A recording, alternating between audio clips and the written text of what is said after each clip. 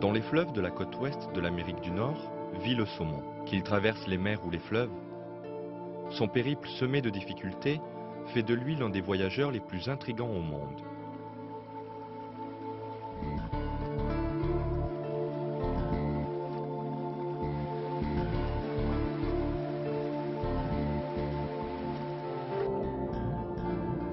La vie du saumon commence au moment où sa mère pond ses œufs dans le cours d'eau.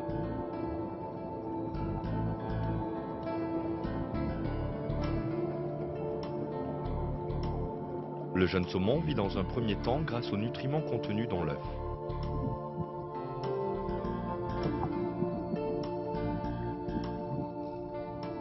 Quelques semaines plus tard, il est suffisamment grand pour trouver sa nourriture lui-même dans l'eau. Il reste pendant près d'une année dans la rivière où il est né, le temps pour lui de se développer.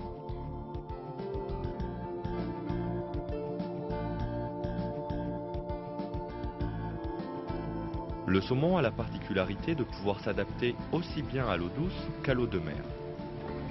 On comprend la raison de cette adaptabilité quand on sait le voyage miraculeux que le saumon effectue. Au printemps, des milliers de saumons commencent à descendre le cours du fleuve pour arriver, au terme de plusieurs semaines, à l'océan Pacifique.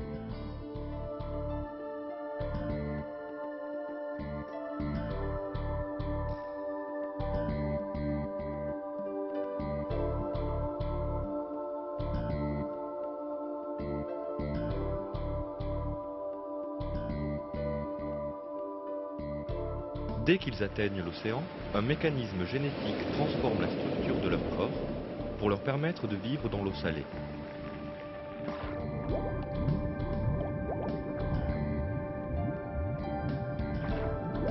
C'est ainsi qu'ils pourront traverser l'océan. Il leur faudra entre 1 et 4 ans pour passer de la côte américaine à l'Alaska, jusqu'au Japon, et pour enfin revenir.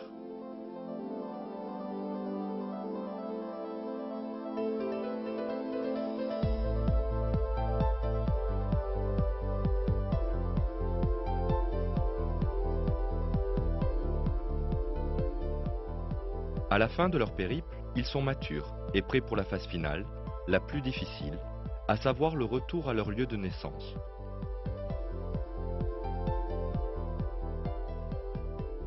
Ils remontent à contre-courant les fleuves qu'ils ont traversés plusieurs années auparavant pour rejoindre la mer. Rien ne les arrête.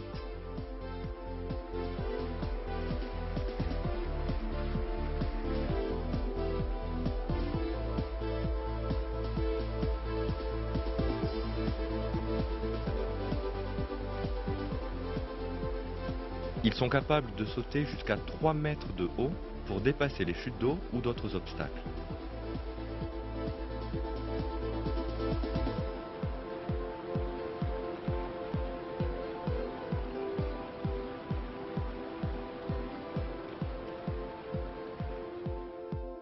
Ils restent obstinés, quand bien même les distances à couvrir avoisinent les 3000 km.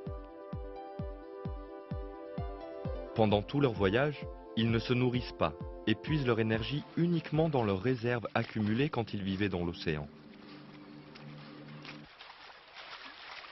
Les survivants qui parviennent à rejoindre leur fleuve d'origine peuvent enfin pondre leurs œufs. Ils meurent peu de temps après.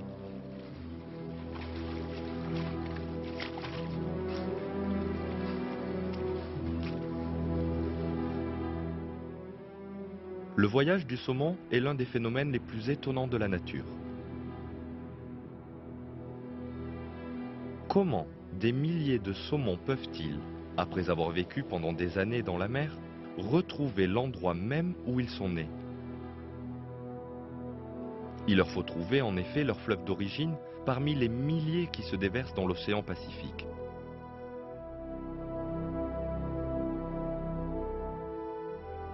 Ensuite, ils doivent remonter le courant sans s'égarer dans les différentes embouchures.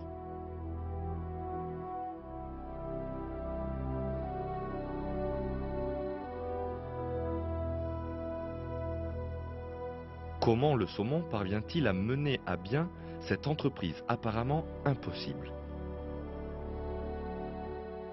Voyons d'abord pourquoi.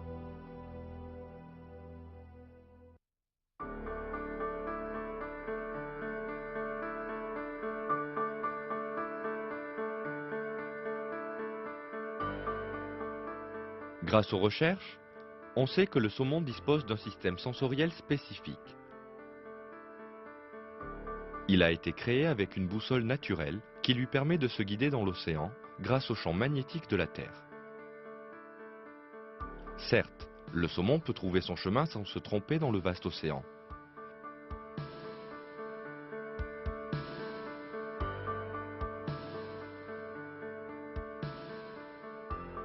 Mais comment peut-il retrouver l'endroit précis où il est né?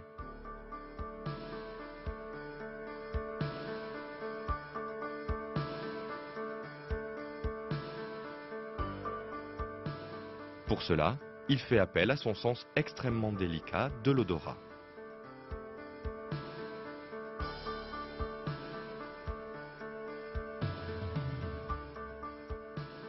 Qui aurait pu imaginer qu'une rivière avait sa propre odeur? Pourtant, c'est bien vrai, du fait de la composition chimique unique de chaque rivière. Les variations de composition ne sont détectables la plupart du temps par aucune créature, à l'exception du saumon.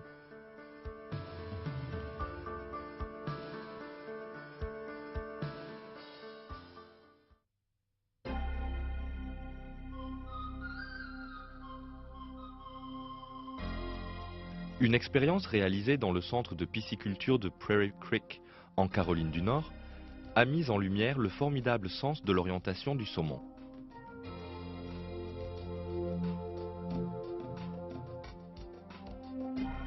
Le 2 décembre 1964, dans l'un des bassins d'élevage, on a retrouvé un saumon de 2 ans avec les autres bébés saumons. Le dos du saumon portait encore les restes d'une étiquette en métal apposée par le centre de pisciculture de Prairie Creek.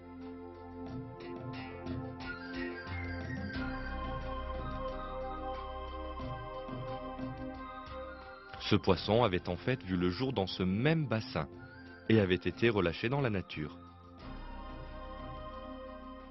Comment ce saumon est-il revenu de l'océan à cette piscine couverte?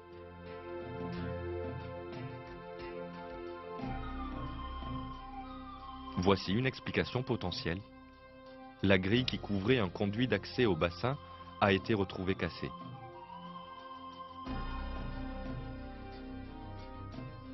Le saumon a-t-il pu la briser pour accéder à son lieu de naissance?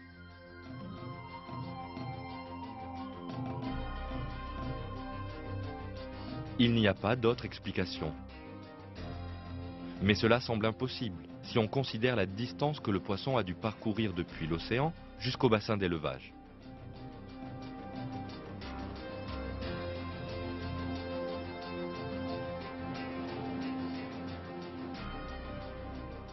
À partir de l'embouchure de la Redwood Creek, il aurait nagé 5 km à contre-courant avant d'atteindre le premier embranchement de la rivière. Là, il aurait opté pour la direction nord. Cependant, plus loin, le saumon aurait été confronté à un choix encore plus difficile.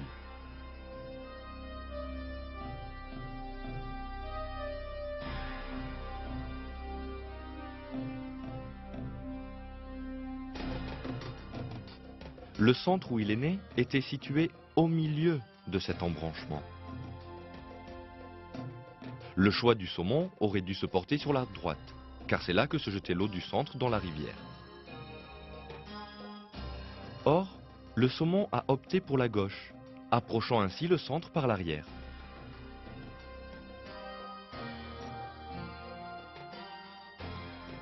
L'explication se trouve dans l'autoroute qui passe à proximité.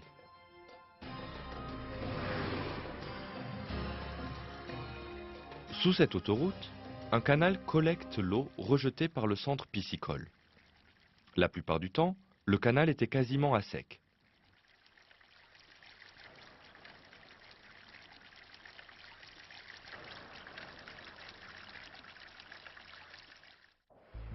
Mais cette année-là, la pluie avait gonflé le flux et l'eau du canal se jetait dans la rivière.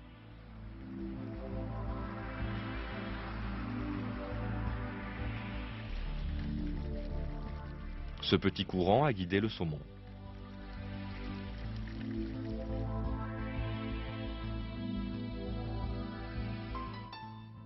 Il a par ailleurs dû reconnaître l'odeur, se laisser guider par elle depuis la rivière. Prendre le canal de déversement et nager dans une eau profonde de 5 à 10 cm.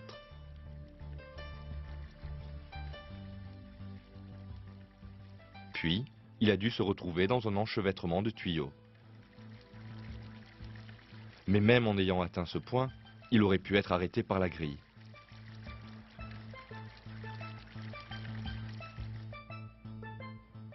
Il serait passé compressé par le canal en béton avec ténacité.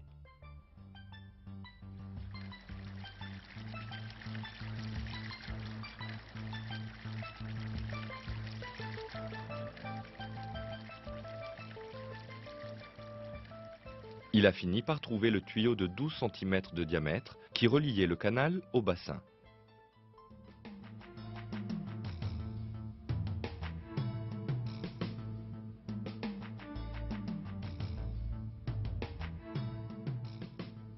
Il a pris ce tuyau et surmonté le dernier obstacle en cognant sa tête contre le grillage.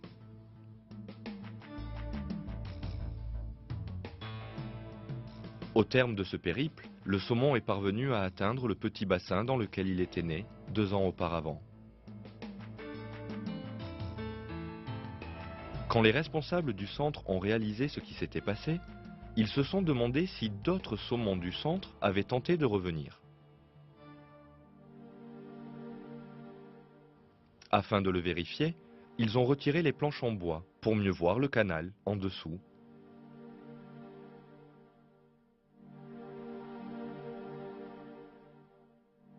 À leur grande surprise, ils ont trouvé près de 70 saumons et tous portaient une étiquette du centre piscicole.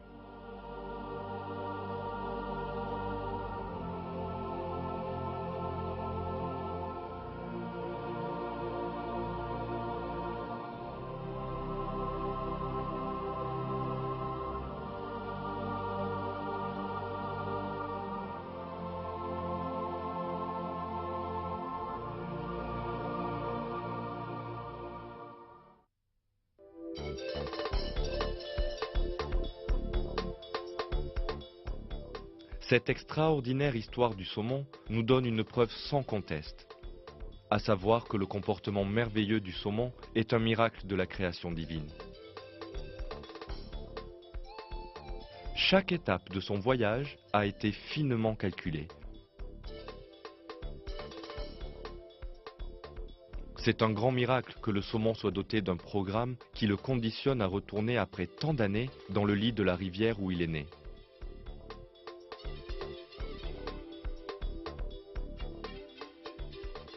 Par ailleurs, le hasard n'est pour rien au fait que le saumon possède une boussole naturelle qui lui permet de se diriger dans l'océan, ni au fait qu'il possède le sens de l'odorat le plus fin.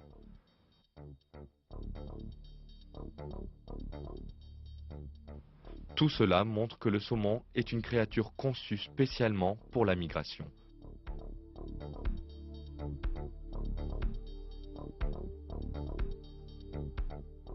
C'est Dieu, créateur de tous les êtres vivants et seigneur de l'univers, qui a créé le saumon avec ses capacités extraordinaires.